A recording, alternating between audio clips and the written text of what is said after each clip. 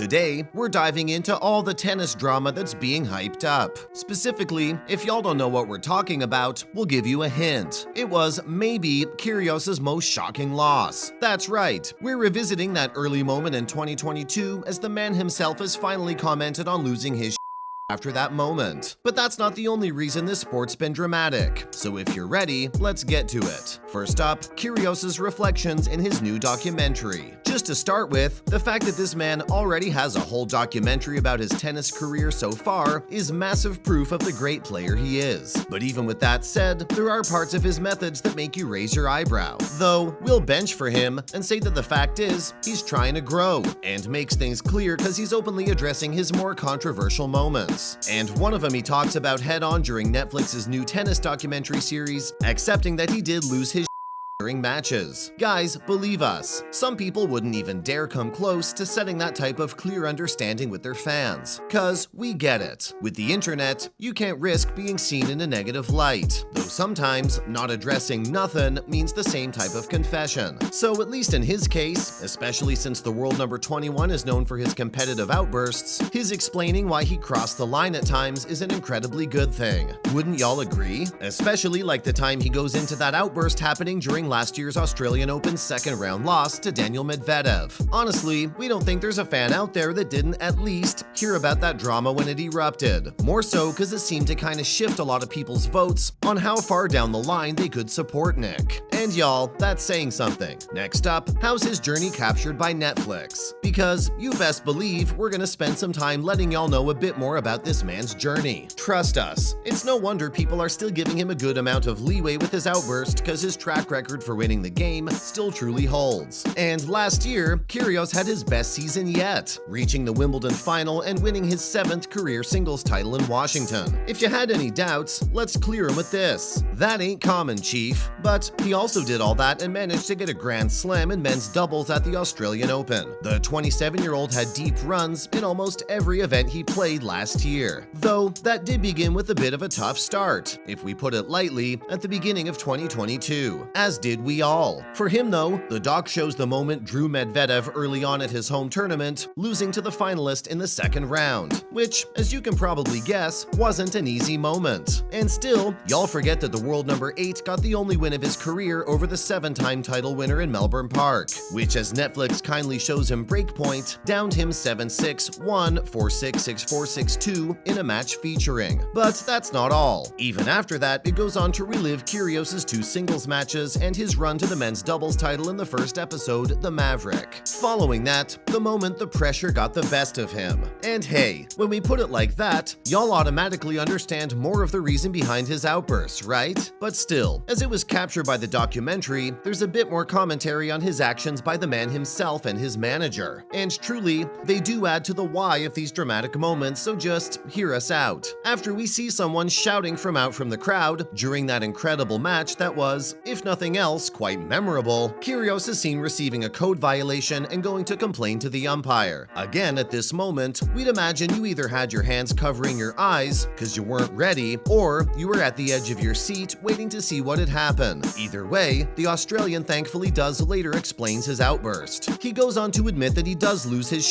because of minor events out there, and it honestly may just be because of his short fuse, cause at this point, it's become sort of a habit. Meanwhile, Kyrgios' manager Daniel Horsfall describes what it's like to watch Kyrgios from his box. He said that just by watching him play, you get this anxious feeling, and there's so much pressure that everyone can feel, so keep that in mind and imagine what it's like for him. It makes sense that when he has a moment where he believes he should have won, it'll end with him firing off in a way. Let's talk about the legit reason for his outbursts. Oh, come on. You know that the pressure is only half the story. It's the thing that boils something already inside, but in a more controversial way. So of course, when he's trying to be completely honest with his fans and how they see his career moving forward, he reveals that the reason is related to his passion for the sport. Come on, even us just saying that adds so much more depth to the way his mindset is truly driven by his love and drive for tennis. And you gotta admit, there's some respect we can give him for that honesty and the reason itself. himself. Wouldn't you agree? Cause see, the truth otherwise is that there's no such thing as a perfect world where these sorts of moments just never happen. So when Kyrgios admits that in the heat of battle he's two different people, yeah, sometimes he does cross the line, and the simple reason for that is that this is his passion. And with that said, it also carries all of this man's emotions. Like, we can try thinking of it as an artist destroying their work because they got frustrated with it. Most of the time, that's more satisfying than someone just trying to keep going in a cool, calm manner. Come on guys, we all know that ain't how people work. So wouldn't you be frustrated and angry if millions of people were watching you and you weren't playing your best? No, you'd want to get out of there, right? Up next, Kyrgios did kinda come back from his loss. Hey, full warning, this is gonna be our opinion because we do understand more where he's been coming from with his outbursts. So it seems only right that we share what happens during his matches with Medvedev. So if you want to get one thing out of this documentary, just know that if this man gets knocked down, he doesn't stop until he comes back with full force. Again, he didn't get to be a part of a Netflix project without having proved himself to the sport itself. And that was proven when Kyrgios went on to defeat Medvedev twice more in 2022. Cause of course, if you've ever had a teacher or a bully that just didn't want to give up trying to label you something, oh, the best comeback is the quiet, you don't know what's coming. But what's even more awesome is that both times when the Russian was ranked first in the world. So it's kinda like Nick more or less waited for the perfect opportunity to show what he's capable of, even if that meant he had to truly lose first. Now, if you don't remember, we'll fill you in on these iconic moments in cultural history. The pair first met up in Medvedev's first match at the Montreal Masters, where the Aussie came from behind to win 6-7, 6-4, and 6-2. And a few weeks later, he knocked the then defending winner out of the US Open in the fourth round,